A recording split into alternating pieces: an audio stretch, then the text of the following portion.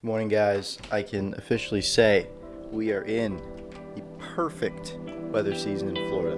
This is awesome. And today, yeah, we're just gonna get to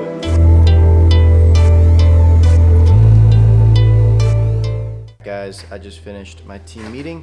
That being said, I only did 5 minutes of meditation, so I'm gonna go back and finish that, and along with that, do some visualization.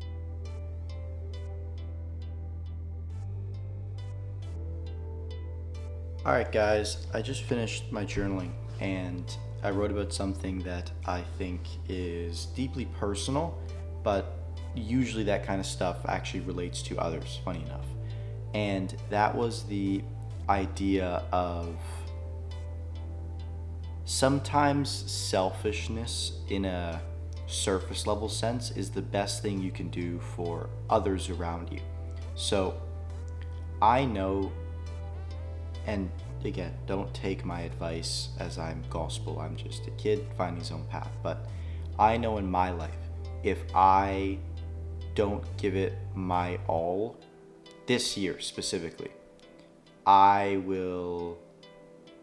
just won't be the person I want to be. And because of that, everybody around me isn't going to have much fun. So I've made a decision that going into my 19th year of life, which will be starting very soon, I am just going to just give it my literal all. For the last 50 days on this series, 50 or so days, you've seen me give it my literal all, and I just want to keep pushing that, keep pushing that point of obsession, keep pushing how far I can focus.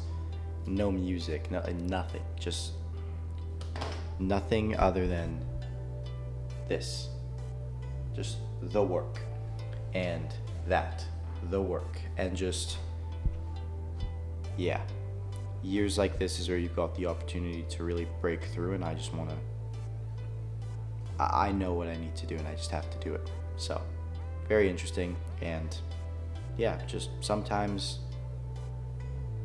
being selfish is the best thing you can do for others around you, because ultimately nobody's going to take care of you if you don't take care of yourself, and your aspirations and dreams are a large part of that. We live in a society where your base needs will be met but then manipulated. So having these larger than life and grandiose things you have to hold very close to you, because nobody's ever going to tell you to do it, right? People close to you will never tell you to chase your dreams. I mean, yes, they will, but like, people close to you are usually risk averse to you going out and doing things, and it's a good thing, because it keeps you safe, right? Your parents don't want you to take this risk, go do that, but it's whatever. Same thing with friends. It's like, oh, well, so and so is working, keep doing that, and yeah, you just gotta send it sometimes. That's just the lesson.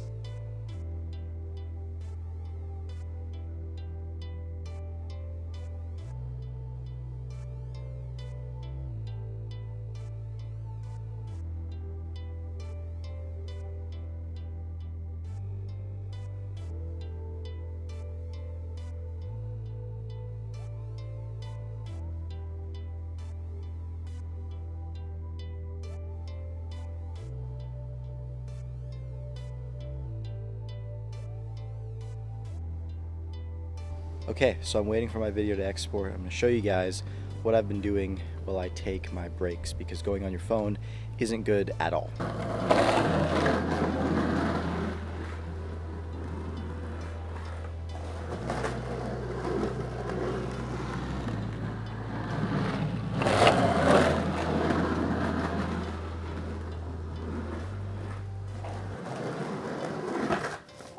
Okay, so I'm just sitting here. I just figured out what all of these videos are going to be titled, because there's the Daniel Dalen POV XYZ, but I always felt that was a bit unoriginal and didn't fit with what I have. I figured out mine that I've been doing. It's going to be Watch Me. Watch Me. The video yesterday was Watch Me Deep Work for 10 hours. The one before that was Watch Me Build a $100 million personal brand, and that video worked really well. So all the videos going forward are going to be on the Watch Me prefix. Okay guys, I am now finished all of my client and administrative work for the day. I'm going to be getting into building out the business video for the Rob the Bank documentary, because like I spoke about today, I'm creating a kind of new strategy. I don't think I've seen anybody else do this in the info world, where I use a cross-channel video chain. So I'm actively pushing traffic from one channel to another in a video chain format with complete congruency, having it be about the exact same creator. So I'm really excited about that. Going to be piecing that all together. But before I do that, I'm just going to walk around, probably out back, and catch up with some family and friends. Just probably 10-15 minutes, just check-up calls. Hey, how you doing? Still alive, love you, peace. I definitely need to call my grandma. That's kind of what inspired it. So gonna be doing all that. Yeah.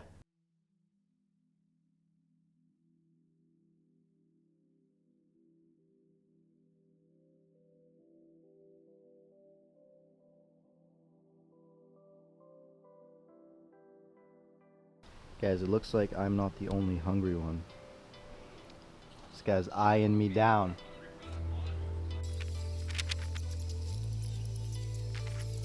Okay, so that was a build on the thumbnail for the business channel, and you know what they say, you gotta steal like an artist. So one of the OGs of YouTube, Paddy Galloway, he pioneered this style on his main channel like this, and it absolutely destroyed. He was actually one of the biggest inspirations behind my documentary style, except more in concept. But now there's him, but then there's also this guy whose name is Ryan Matthew Funnel, and he replicated the same thing in the info space. As you can see here, he's not doing it as often now. He's trying more branded content. I have a reason for the reason that I do my stuff, same way I imagined he did, but he did pretty much the same thing and it worked again. And because of this is like really good proof of concept for me. POC, I already have a really good traffic driving to my documentary videos for a business video standard. So this is my iteration on it. How Rob the Bank built a $1 million a month YouTube empire. Because I'm gonna say $100 million in the video because that's how much his businesses were worth before. But obviously, specifically through YouTube info, it's closer to around $1 million a month. So yeah, I'm actually very excited with how it came out. And usually I build all my thumbnails in Photoshop, but for this was actually a really crappy one. If I go back here and show you guys, so this is like a thumbnail that I built out in Photoshop, and I just like drop it in Canva to resize it down. Same thing with like this one here, same kind of dealio. So building one in Canva for one of my main channels is like, oh, that's not normal. But I think it came out looking really darn good for what I'm actually going for. And yeah, now the only thing left for me to do is actually just begin structuring out the video and everything beyond the actual asset that I'm going to be covering, because my goal is going to be to get that probably recorded over the weekend so that I can have it edited to go out a few days before the actual main documentary series. Hey guys, so I am kind of not lost, but I want to put you guys through my thinking for this business channel video because, oh crap, a lot of noise out there. I think the business channel is going to be a huge unlock, but it is such a fine line of a unlock. If you want to watch irony and you want to watch somebody eat their words, I suggest all of you guys go to, I think it's the second video I ever posted on this channel where I talk about how dumb it is to have other channels, and now I've got 3 channels just like I had initially planned not to do. But yeah, that's something I want to stay very cautious about. And really, here's what the spread kind of looks like for me. So when it comes to doing creator breakdowns on YouTube, I actually wasn't as tapped in as I thought. I did some more research and I found a bunch of people who are doing creator breakdowns who I didn't know were doing creator breakdowns, and a few of them actually like followed me, which I imagine with a few of my recent videos, yeah, they saw my stuff, and while I think I probably got the most views, I'm obviously not creating the same style content as them. They're doing like more niche breakdowns, and I'm doing the story of the person. But now I'm going to be doing the more niche breakdowns. So because of that, I have to think of, and maybe, I don't know, this is something that I want to say before I get back into it. There's going to come a time in my business where I can't talk about stuff like this with you guys because the magnifying glass will just be too big on me, and it will start to become a massive hindrance. And again, like, you lose the advantage of speed in business if the second I think of strategy like this, I say it and then 10 people are doing it as well.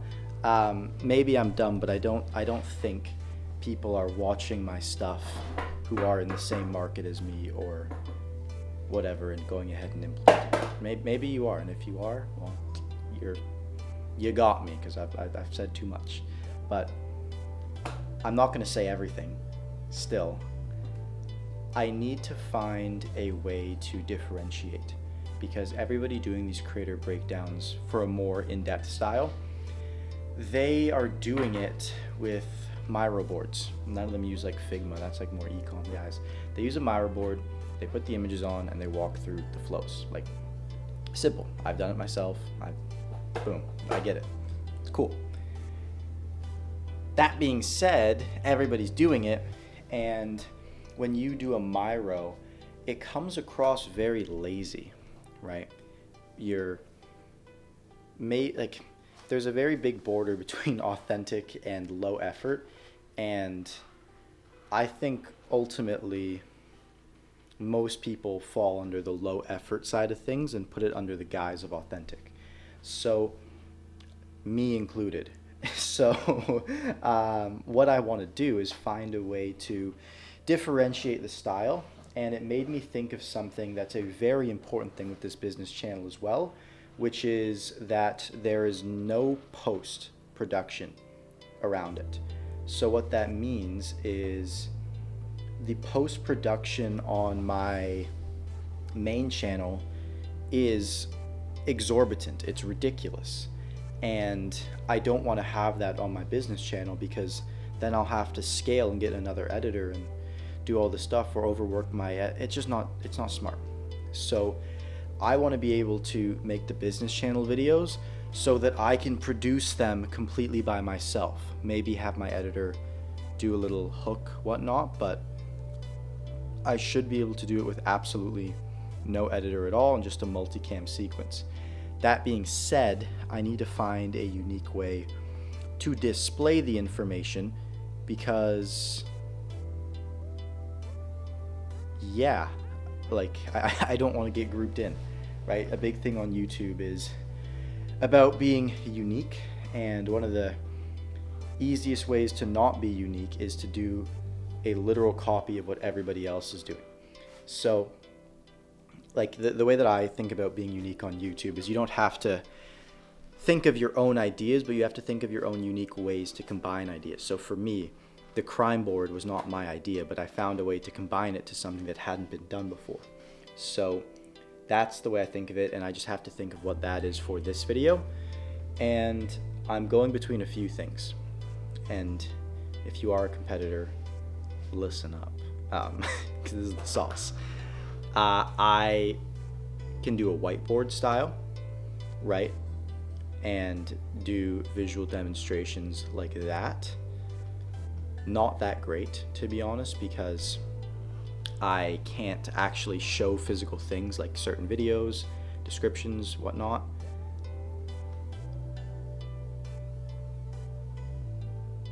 I just thought of what I'm gonna do. I'm not gonna say it, but I just thought of what I'm gonna do. Okay, I've said enough. No Myro. All right, it's time to go for a run. I gotta flesh this idea out. Let's go. Okay, that's gonna be sick. Okay. You guys, I want to watch this back and see like what happens in my brain when. Yeah. Okay, I got it. All right, boys, feeling really good. About 4 or 5K deep. Just gonna keep pushing this. Probably end up around 7K. Ran. I'm gonna take a nice little 2-3K walk back. All right, it is absolutely beautiful out this evening, and just finished the run. My breath control is really good today, so yeah, this is about like a minute after, and I'm pretty much good. So now what my day's got in store is, obviously we still have the night shift stuff to do then, but I'm gonna be walking back instead of running back for probably 2 key reasons. First one is I don't want to get tired, so if I do another 5-10K, I'm gonna try and do it fast, which I need to avoid. And yeah, I don't want to like overtire myself out, because then my sleep, it kind of like forces me to sleep too long, so no good there. But now I also get to enjoy this, again, beautiful view while I just think about how I'm going to execute this business channel video, because like I said, this is going to be a big revenue driver, and I just have to work with the idea to the point where I can have it fully executed, filmed, and done by Saturday, Sunday. So very, very happy about how that's going. In other news, yeah, give me a second. Something I've been thinking about a lot with the last few days or so is the concept of accepted vices. So pretty much things that you know you shouldn't do, but you do, and you pretty much just find a way to make it functionable. And that's kind of just been my focus of identifying what those are. All right, we're back. So did a little bit more run now. I want to create some distance. Just running / walking at night things. Yeah, now the concept of acceptable vices is pretty much the perfect person. This robotic-like idea of being productive is something that we all strive for, yet we all fail at. And while I understand the whole aim for the stars, land on the moon, or for the moon, land on a star, I don't know how it goes, one of those, it's not like that with your personal performance as much, because for whatever reason, we take it very personally when we fall on the stars / the moon.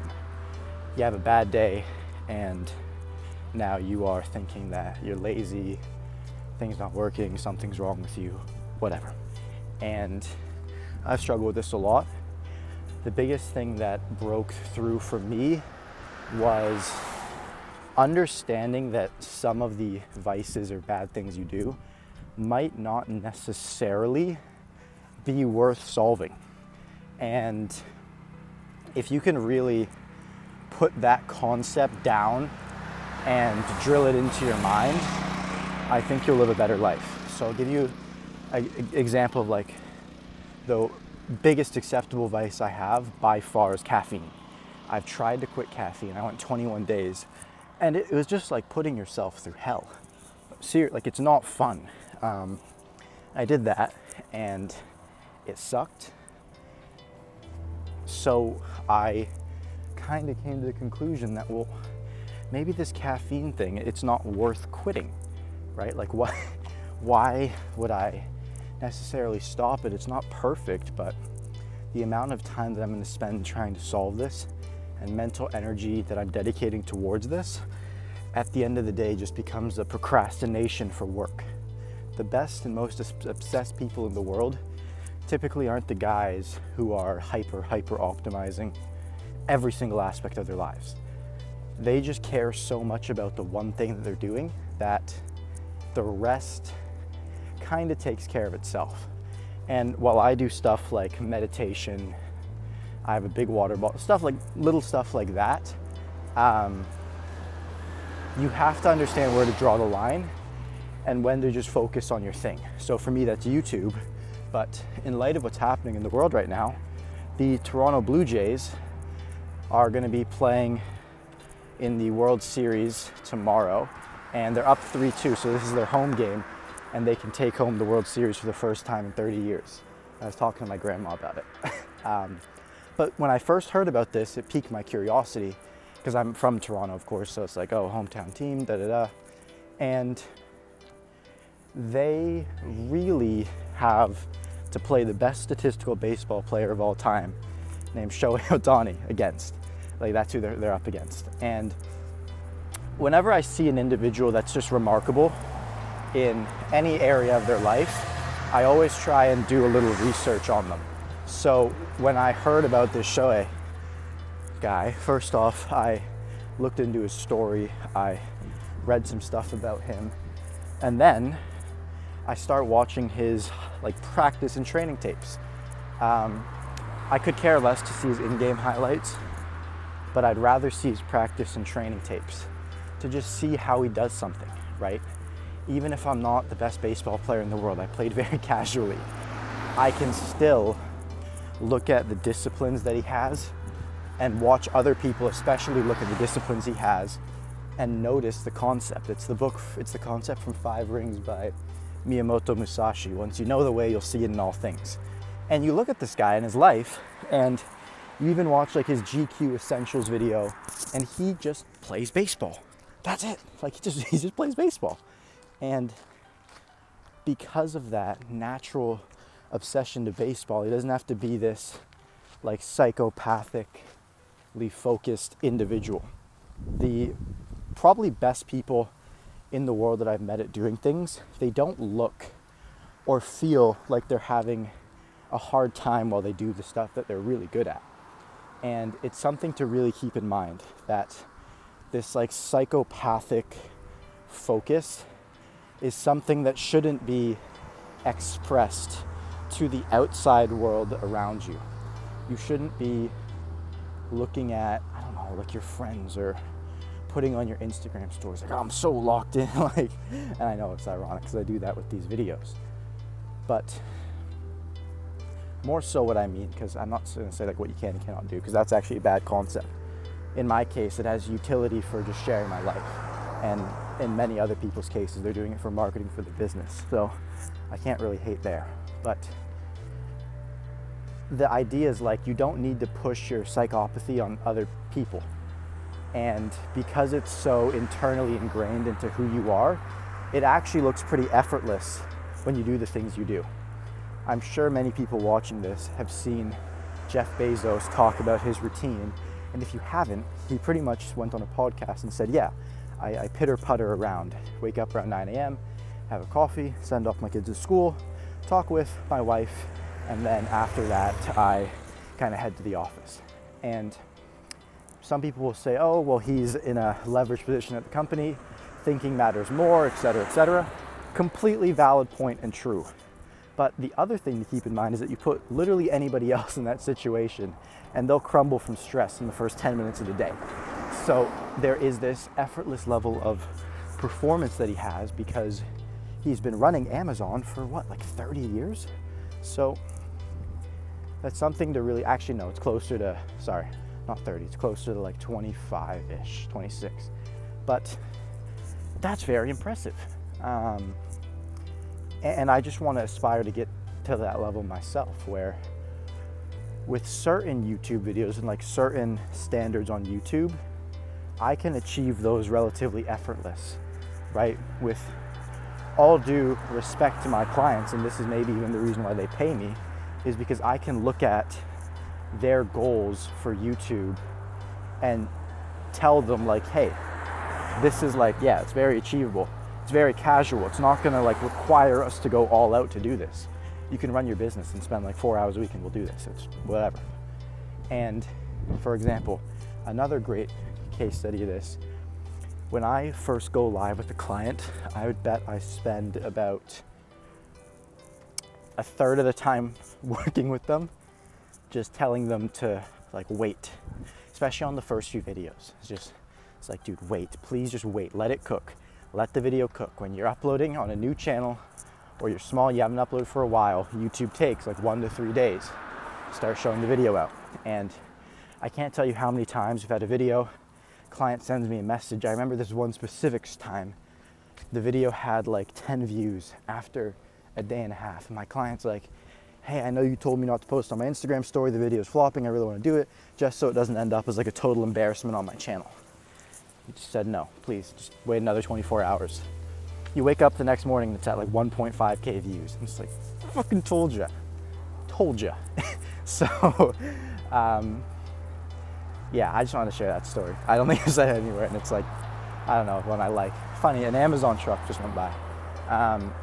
Yeah, that is really what I'm focusing on. And to go back to the concept of the acceptable vices, you let yourself have these certain things that you just learn how to make functional, right? So I'm a functional caffeine addict is one of them. I can functionally just consume a lot of caffeine, make it part of my day. Now there are genuine vices that you should get rid of, but I've met people that like literally have anything and they're proficient. I've met very proficient smokers and stoners. I've met very proficient sex addicts, pornography addicts. I've met very proficient, I think what else? I've met very proficient cocaine addicts. And these people have these vices.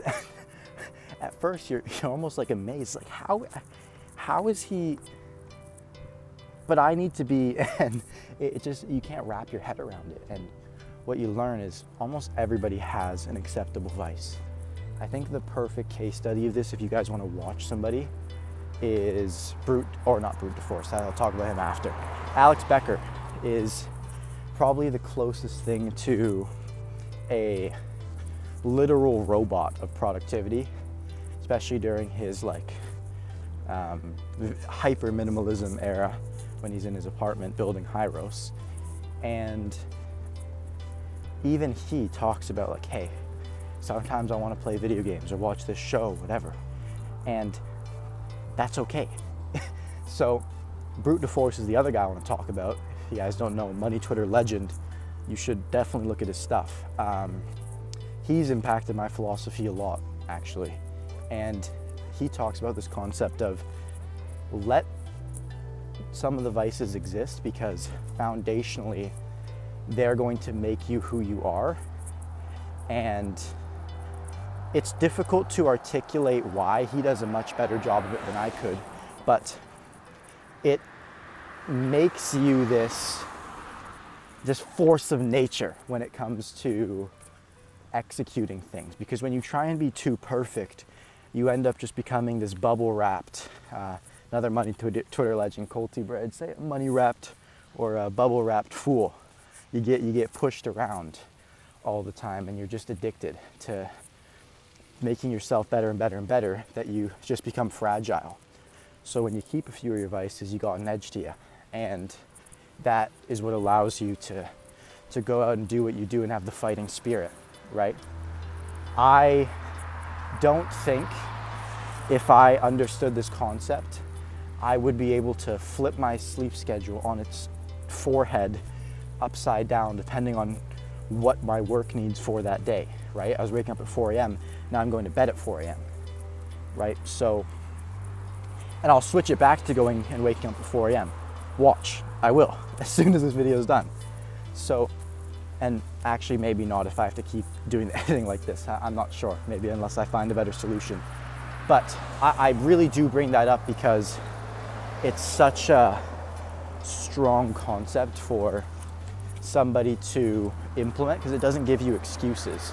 A lot of people that watch YouTube, including myself, you watching YouTube right now, especially if you're watching because you think I have some kind of informational value to get you in this conversation, you're making an excuse in your head about why you can't already just go out and do that thing by yourself.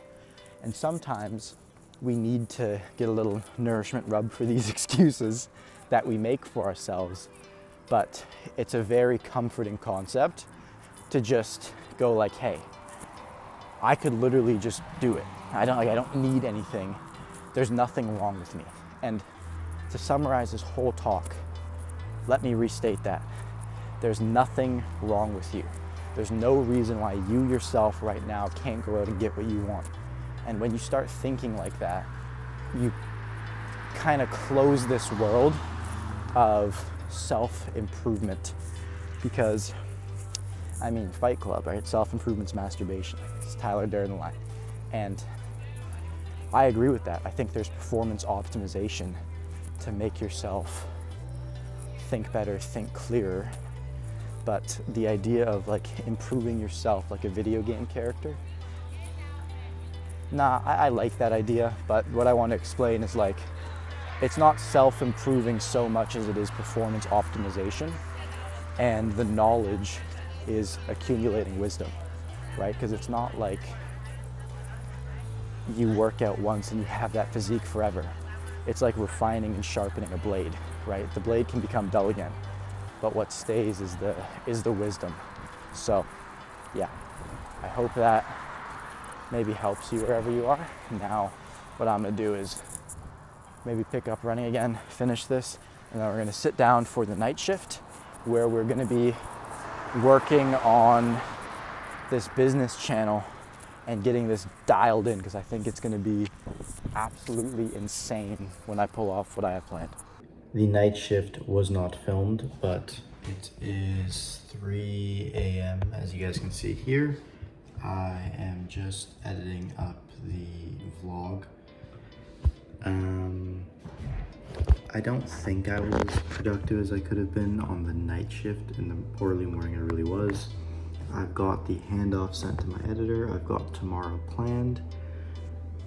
Yeah, I'm probably gonna have to go out and get maybe a haircut and then also go to the print shop tomorrow because I don't have a color printer. I only have a black and white one, and for whatever reason it doesn't work with coloring. So I have to go out and do that, and then it should position me to get the business video. My goal is to have it recorded and then probably edited by the start of next week. And then I will then have officially finished the Rob the Bank multi-series from my end, and then it's just about managing it through. And then I can start the Alex G video. So that's my plan. Good night, guys. I'm tired.